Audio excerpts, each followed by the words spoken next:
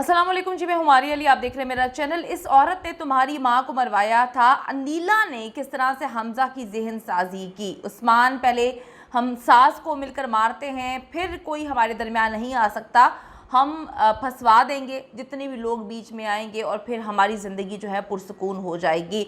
अनीला ने 3 कत्ल करने थे, यानी कि अनीस बीबी के बाद नुमान और उसकी बहन की बारी थी। ये बहुत ही दरिंदा सिफ्त औरत है। पुलिस ने भी अब ये खबर दे दी है। कत्ल के फ़ौरन बाद अनीला की डीएनए रिपोर्ट, सास ने उस दिन अनीला, उस्मान और हमजा को किस हालत में देखा और किसको बताया था कि मैंने इन दरिंदों को किस हालत में देखा, आज की वीडियो में हम इस पर बात करेंगे। अनीला बेटी को पैदा करने के बाद भी पुलिस की गिरफ्त से बाहर है। किस कदर खौफनाक वाक़या है कि रिश्तों पे से एतबार जो है वो उठना शुरू हो गया इस वाक़े के बाद। आप किसी पे एतबार नहीं कर पाएंगे। आपने जो है 3 घर बर्बाद कर दिया, आपने मुतादिद ज़िंदगियाँ बर्बाद कर दी, आपने अपने पैदा होने वाले बच्चों को जो है उनके लिए ज़िंदगी एक अजीब अजीरन बना दी, अजाब बना दी। लोग आपको आपके बच्चे को किस नाम से जो है वो पुकारेंगे, ये भी नहीं पता कि ये बच्चे जो हैं ये बच्चा किसका है। अब आप देखें कि फिर भी ये औरत जो है बड़े सुकून से, बड़े आराम से जो है आराम से प्लानिंग बैठ के कर रही है। इस वक्त भी ये पुलिस की गिरफ्त से बाहर है और पता नहीं कितने महीनों तक ये पुलिस की गिरफ्त से बाहर ही रहेगी।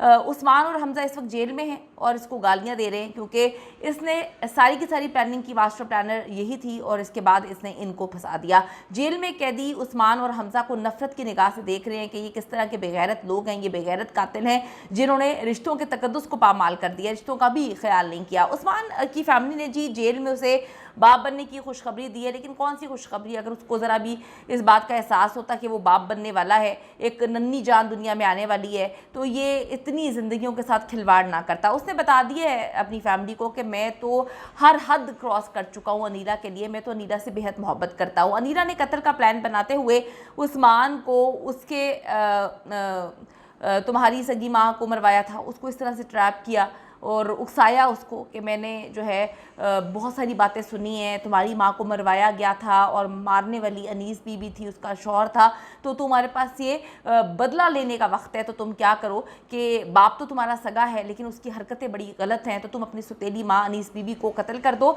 और हम आराम से जो है सारे मामला को हैंडल कर लेंगे, किसी को पता भी नहीं चलेगा।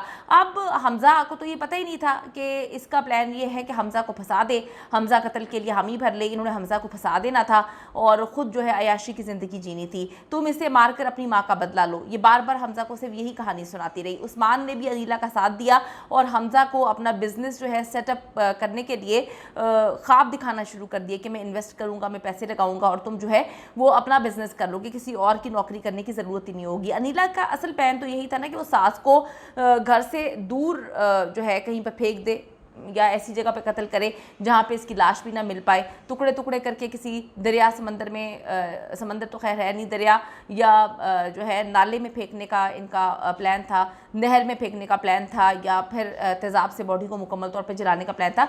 ये बात जो है किसने की है, इन दरिंदों में से एक ने जो है ये बात पुलिस को बताई है कि हमारा ये प्लान था। इस सिलसिले में उसने कराए के कातिल का बंदोबस्त करना था, ये इनकी प्लानिंग थी। लेकिन अनीस बीबी ने अपने भाई अख्तर अली को अनीला की असल करतूत, असल चेहरा जो है वो बता दिया और फिर इनको सारा का सारा प्लान चेंज करना पड़ा। इनको समझ नहीं आ रही थी कि हमें उस दिन फिर हालत गैर में देख लिया था अनीस बीबी ने और वो किसी को कॉल कर रही थी, इससे पहले यही बेहतर इनको लगा कि इन्होंने उसको डंडे मार के कत्ल कर दिया। अनीला को पता चल चुका था कि अब मेरी सास यकीनन उसके शौहर नुमान को ही सब बताएंगी, क्योंकि इससे पहले तो नुमान से सारी बातें छुपाई जा रही थी। इसीलिए उसने उसी वक्त हमजा के मोबाइल से उस्मान को कॉल की और घर पे बुला लिया। आपको थोड़ा सा ये बताती चलूँ कि इसकी जो है लव मैरिज है, नुमान के साथ भी इसकी लव मैरिज है और आप ये अंदाज़ा लगाएं कि लव मैरिज करने के कुछ महीनों बाद ही इसका चक्कर चलना शुरू हो गया था अपने देवर के साथ और अपने नंदुई के साथ। अच्छा जी, उसी वक्त जी हमजा के मोबाइल से इन्होंने उस्मान को, इस औरत ने कॉल करके बुला लिया है। घर आ जो, मामला बिगड़ चुका है। अनीस बीबी को भी अपनी बहू पर शक हो चुका था कि ये औरत सही नहीं है, ये संभलने वाली नहीं है, इसको समझ नहीं आ रही कि इसने मामला को किस तरह से हैंडल करना है। उन्होंने अपने बेटे को कॉल करने और घर से बाहर जाने की जो है वो कोशिश की थी, लेकिन इन दरिंदों ने उसको करंट लगाना शुरू कर दिया, उससे मोबाइल छीन लिया। मोबाइल भी अनीला के पास से निकला था और उसके बाद अनीला, उस्मान और हमज़ा ने मिलकर अनीस बीबी को तशद्दुद का निशाना बनाना शुरू कर दिया और इनको पता था कि हम इसको जितना मर्जी तशद्दुद का निशाना बनाए, हमने इसको छोड़ना नहीं, हमने इसको कत्ल करना है। और फिर इन्होंने, दरिंदों ने उसको मार दिया। अनीला ने जो है बताया कि अनीस बीबी को सांस का मसला था और हमें पता था कि हमने किस तरह से इसको बेहोश करना है। इनका ये प्लान था, नाक मुंह बंद करके जो है इसको बेहोश कर देंगे और ये मर जाएगी, फिर हम यही कहानी सुना देंगे कि जी इसको तो सांस का मसला हो गया था। लेकिन अनीस बीबी ने कत्ल से पहले बहुत मज़ाहमत की, चीज़ें वगैरह टूटी वहाँ पर और हमज़ा, अनीला और उस्मान के साथ लड़ना शुरू कर दिया, चीखना शुरू कर दिया, शोर मचाना शुरू कर दिया।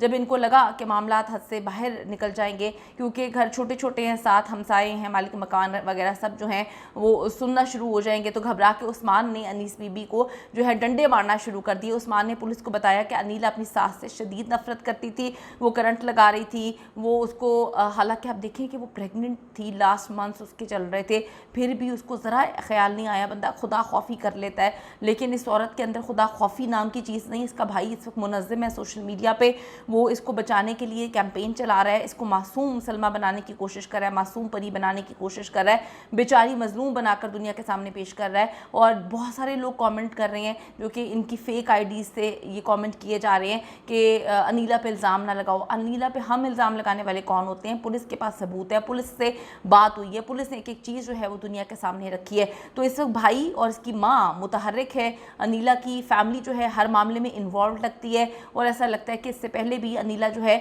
अपने घर में अपने बॉयफ्रेंड्स को बुलाया करती थी और इन लोगों को पैसे वगैरह देकर इनके मुंह बंद करवाती थी और इनको इसी तरह की गंद खाने की लत लगी हुई है।